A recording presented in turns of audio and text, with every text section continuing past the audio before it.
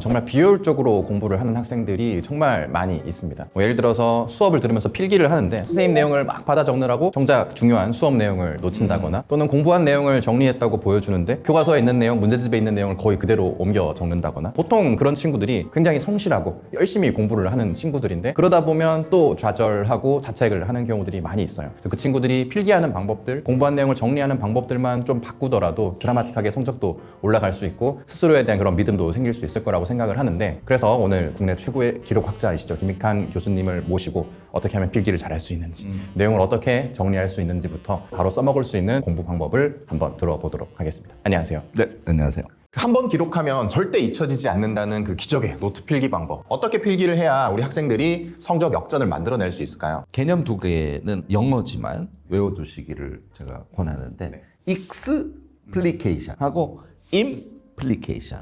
임은 인 안으로인데 익스 밖으로요. 그 다음에 플리케이션이 붙었잖아요. 그러니까 플리의 뜻만 아시면 되는데 이 플리라는 것은 주름진 형상을 이야기하는 어원이에요. 뇌라고 생각하면 되죠. 공부를 하는데 임플리케이션을 하고 그러니까 자기 안에 이해해서 집어넣는 거죠. 내 안에 있는 것을 끄집어내서 익스플리케이션. 얘가 이제 메모하고 기록하는 거예요. 말하는 거, 글 쓰는 거 다 여기에 속합니다. 기록학의 ABC는 이겁니다. 이해를 해서 우겨 넣어. 자기 안에 있는 것을 끄집어내는 메모와 기록을 하면 뇌에 내용이 박힌다는 거예요. 이게 기록의 제일 중요한 속성입니다. 한 가지만 더 아시면 돼요. 우리가 수업을 속기사처럼 막 쓴다. 그러면 얘는 익스플리케이션을 한 걸까요? 얘는 메모 기록을 한 걸까요? 아니에요. 귀에 들린 놈을 그냥 썼으니까 임플리케이션을 안 한 거예요. 느낌 오시죠? 아, 듣고 그런 얘기구나. 아, 그래? 적으면 안 돼요.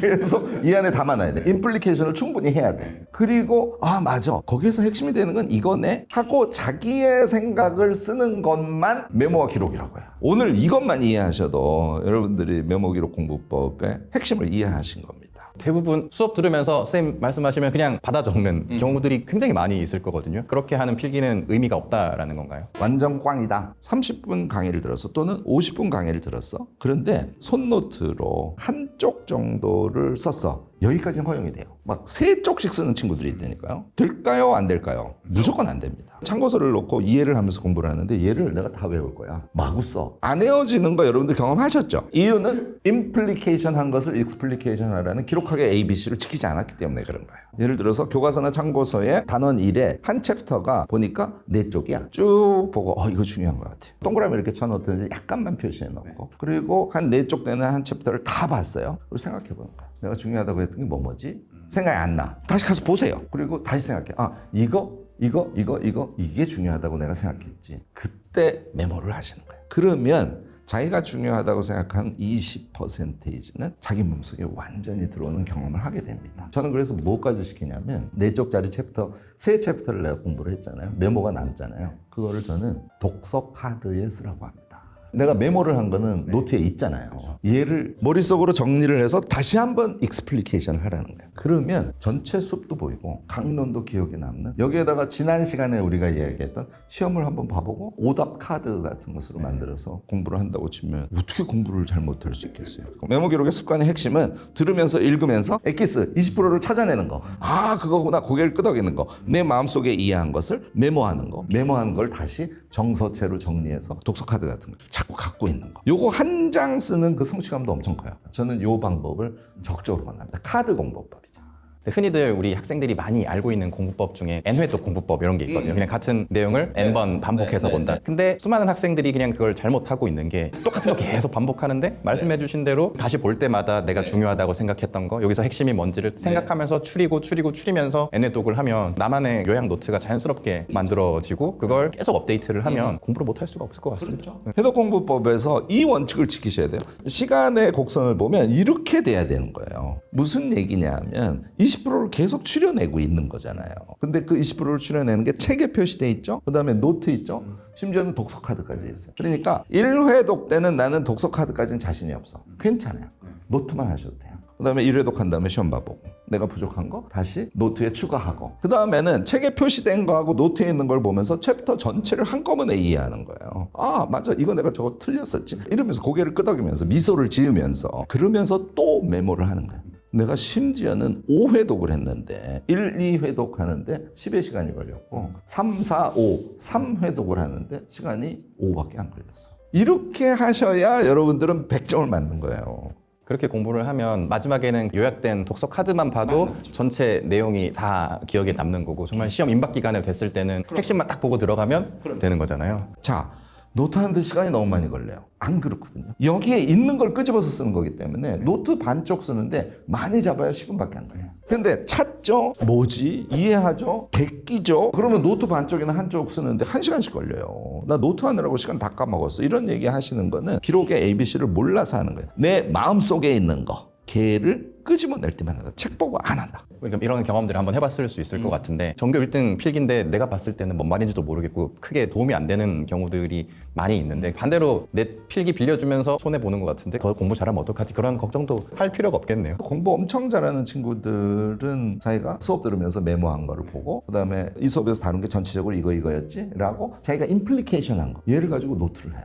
완전히 자기 거죠. 근데 얘는 암호 같아요. 왜냐하면 나에게는 익스플리케이션한 기록이니까 무엇인가를 생각해내는 트리거로서의 역할을 하는 핵심적인 바로 80대 20의 엑기스인데 그걸 다른 사람들이 보면 이해를 못하니까 당연히 도움이 안 됩니다. 손으로 쓰는 결과물이 중요한 게 아니라 내 생각을 계속 정리해 나가는 게 눈에 보이는 결과물로 나온다고 생각하면서 계속 정리해 나가는 방식으로 하시면 정말 공부에 혁신적인 변화가 좀 생길 것 같습니다. 또 디지털 디바이스에 익숙한 세대들이기 때문에 그거 노트북에다가 하면 안 돼요?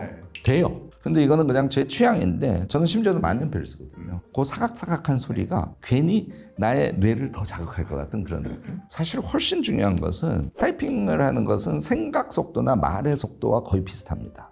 속도가 너무 빠른 거예요. 쓴다는 거는 속도가 조금 느리거든요. 생각 작용과 쓰는 행위가 같이 일어난다. 빨리 쓰려고 하지 말고 키워드를 간단하게 쓰는 작업을 해도 실제로는 노트하는데 시간이 걸리지 않아요. 결국은 이제 이해를 해야 된다는 건 이제 중요한 거고 기록 공부법 뭐 이런 공부법들을 적용하면 되는데 이 책에서도 그 이해를 돕는 과정을 할 수 있는 그런 다양한 방법론들이 좀 나와 있더라고요. 친구들한테 적극적으로 공부 가르쳐 주시기 바랍니다. 아이고 시간 없어 죽겠는데 내 공부하기도 바빠 죽겠는데 아니라는 거 이제 확실히 느낌 오시죠? 이제 요거는 어떤 과정을 의미하냐면 아까 제가 뇌주름 얘기했잖아요. 자 우리가 메모 기록 독서법으로 핵심 키워드를 써놨어요. 그러면 걔가 아까 트리거가 된다 그랬죠. 여기 이해된 넓은 지식을 끄집어내는 걔를 설명을 하면서 말하자면 자기의 연결된 지식을 이게 이제 영어로는 신테시스라고 해요. 이게 이제 종합작용이 뇌에서 일어나는 거예요. 걔를 말로 해보면 자기도 놀랍니다. 이렇게 내가 잘 설명을 해? 이런 경험을 하면 걔는 평생 잊어버리지 않아요. 그리고 시험이 나왔을 때 그 상황이 머릿속에 구체적으로 연상되면서 심지어는 아까 얘기한 대로 난이도 높은 것도 여러 가지 내용이나 개념들을 연결지어서 종합시켜서 적절한 답을 찾아내는 그런 작업을 뇌로 하고 있는 자기를 발견하게 된다니까요. 그리고 아마 하셨을 것 같은데 목차를 꼭 외우셔야 돼요. 예를 들어서 1장이면 그 안에 1절 이렇게 나오잖아요.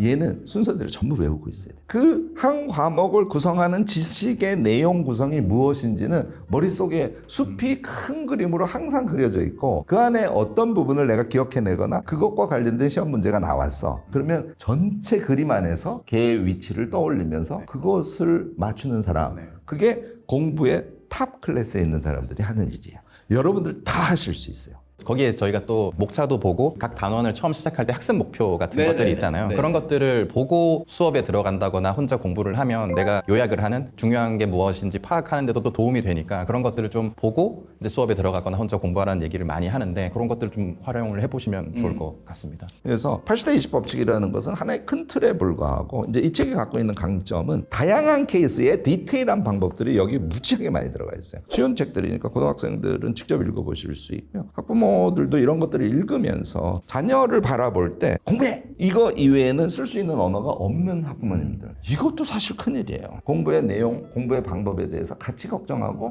조금씩 토론을 해주고 이러면서 아이들이 인커리지 되는 거거든요. 그러면 이제 부모하고 교감도 되고 사람이 성이 나면 편도체가 바짝 긴장을 해가지고 뇌도 정지하고 온몸이 정지합니다. 그러니까 공부 못해요. 그래가지고 그래서 항상 공부에 대해서 같이 토론할 수 있으면 최고예요. 부모와 자식이 똑같은 동등한 입장에서 공부라는 과제를 놓고 같이 고민하고 같이 해결한다라는 그냥 동지의식이 있어야 그렇죠. 되는데 특히 이 영상 보시는 부모님들께 제가 정말 부탁드리고 싶은데 학원을 과도하게 보내는 것은 두 가지 면에서 좀 한계가 있다. 혼자 소화할 시간을 주시는 게 굉장히 중요합니다. 그래서 학원도 생각을 다시 되뇌이면서 공부한 것을 자기가 소화할 시간이 주어지거든요. 이걸 이제 꼭 하셔야 되고 내가 두 번째 이유는 고등학교 선생님 하던 제 대학 동기들이 있으니까 너무 가슴 아파하는 게 자는 애들을 깨울 수가 없다는 거예요. 여러분들 어떻게 생각하세요? 학교에서 선생님한테 수업을 듣는 시간인데 그 시간에 자고 나머지 시간을 가지고 열심히 공부를 한다는 게 효율성의 면에서 말이 됩니까? 밤에 또 공부하느라고 학원 가느라고 또 잠 못 자면 학교에서 또 자고 그게 악순환이 되는 건데 여러분들 수업 시간에 교과서 펴놓고 참고서 옆에 펴놓고 들으면서 부족한 거는 빨리 보고 그 낮 시간에 조금 미친 듯이 공부하고 쉬는 시간에 완벽하게 쉬어주고 요것만 정말 하시면요 저는 학원 반으로 줄일 수 있다고 생각합니다.